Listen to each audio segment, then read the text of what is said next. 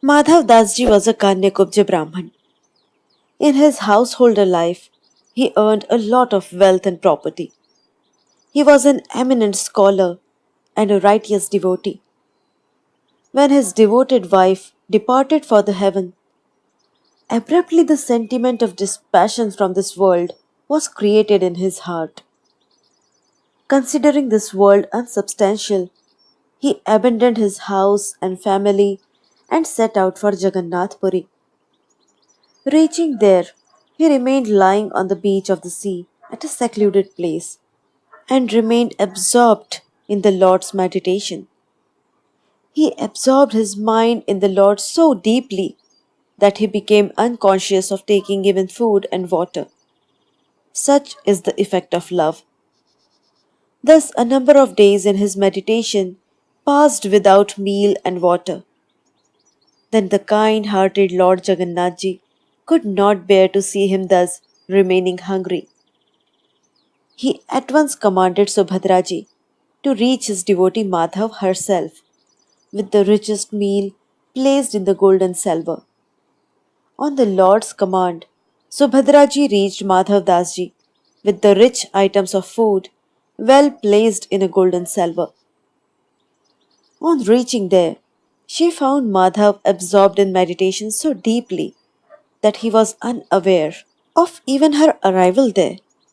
She saw that he was absorbed in the meditation of the Lord's charming image. So, thinking it improper to interrupt his meditation, she too came back, having placed the salver there. When Madhav Dasji came to consciousness from his deep meditation, he began to shed the tears of joy to see the golden salver with rich items of food, realizing it the Lord's grace. He offered food to his deity, took the food himself, and placed the salver aside, and again got himself absorbed in the meditation. On the other side, when the Lord's shutter was opened, the priests created a great fuss not to get the golden salver. The search out was started to be made throughout Puri. In the course of search, the flat golden salver was found lying with Madhav Dasji. Enough it was. Considering Madhav Dasji a thief, he was being lashed. Madhav Dasji endured the suffering smiling. In the night, the priest saw the horrible dream. The Lord said in the dream, I took the entire injury of Madhav on my own self. Now I will ruin you completely. Otherwise, go, and falling down on his feet, get yourselves pardoned for your crime. The poor Pandas reached Madhav Dasji running fast and fell down on his feet. Madhav Dasji at once pardoned them and made them fearless. Forgiveness and kind heartedness of the devotees is but natural. Now Madhav Dasji reached such a state of emotion in love that whenever he visited the temple to get the Lord's sight, he used to remain gazing the Lord's idol without a wink. After the visit was over, he used to be invisible to the priests, remaining stood there in the state of being absorbed. Once he happened to suffer from dysentery. He went far away on the seashore. There he grew so feeble that he found himself unable to stand and sit properly. In such a condition, Jagannathji himself began to attend him in his service.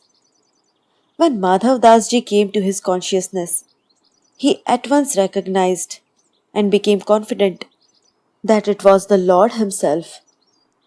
Having come to know this, he hastily caught his feet and began to say in very humble words of his pathetic emotion, Lord, why did you take so much trouble for such a mean person like me? And in addition to this, you're omnipotent. Why did you not use your power in giving me relief from sorrow?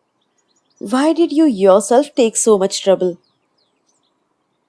The Lord began to state, Madhav, I am unable to bear the suffering of my devotees. I don't find any other one better than I, myself, worthy of their service. That is why I myself served you. You are well known with the fact that whatever is allotted by destiny is blotted out only after suffering through. This is the rule made by myself. Why should I myself break it? So I get my devotees suffer their lot according to their fate by serving them.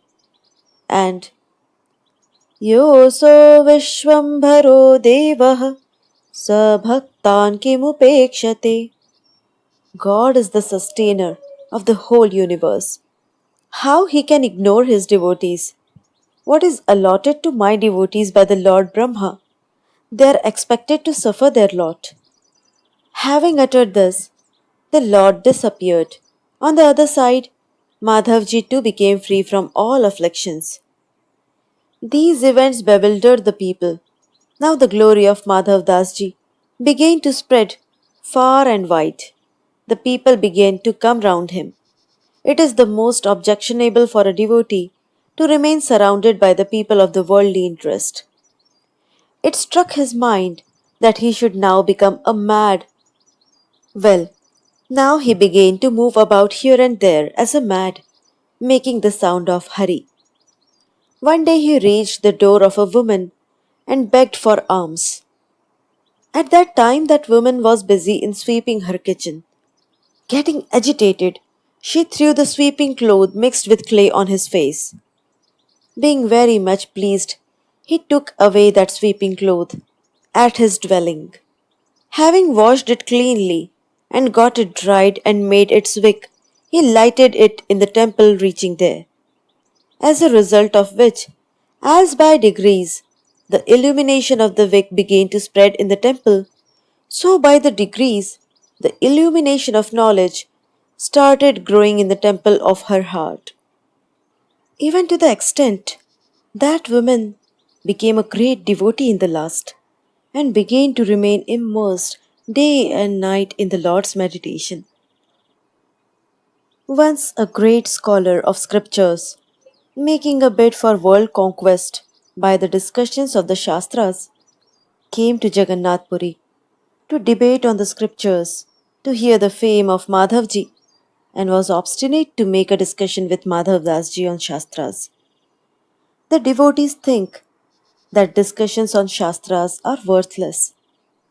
Madhavdasji did his best to avoid discussion on Shastras. But how could the Pandit agree? At last, Madhavdas signed a sheet of paper to write on it. Panditji was victorious against Madhavdasji. Panditji was puffed with joy on this conquest. At once he started for Kashi. Having called the meeting of scholars, there he began to describe about his conquest and began to show that certificate to the people. When the learned men saw, they found there written as Panditji was defeated and Madhav won. Then Panditji got enraged. He returned immediately to Jagannath Puri. There he abused Madhavdasji without any restraint and said, "He who is defeated in the discussion of Shastras should take round of the town, having mounted on the donkey, duly pasted his face with black colour." Madhavdasji tried his best to persuade him, but why should he agree? On getting interval, the Lord in the disguised form of Madhavdasji reached there for the discussion about the Shastras with Panditji, and in the full open assembly defeated badly. At last, according to his stipulation, having coloured his face with black colour and got him mounted on an ass, made him tour about in the town, taking about 1 to 200 boys, along with scattering dust. When Madhavdasji heard of this situation, he rushed up and holding the Lord's feet, begged him to forgive Panditji for his offence. The Lord disappeared immediately. Having got Panditji mounted down from the ass back, begged him for pardon, pacified his anger. Blessed is the devotee's endurance and kind-heartedness. It was once when Madhavdas ji was on his journey to Braj. On the way, a lady took him away to feed. The lady fed him with great love. At this end, Shyam Sundarji began to eat food, sitting beside him. The lady began to weep to see the tender form of the Lord and asked Madhavdas ji, Lord, who is that hard hearted mother who sent such a handsome child with you? Turning his neck, when Madhavdas ji saw, he found that Shyam Sundarji was taking food. Enough. He forgot his consciousness, and praising the lady, he began to take her round. Having praised her devotional emotion and luck, he departed from there. There are several such examples of Madhav Dasji's characters, which cannot be described here due to the fear of being lengthy.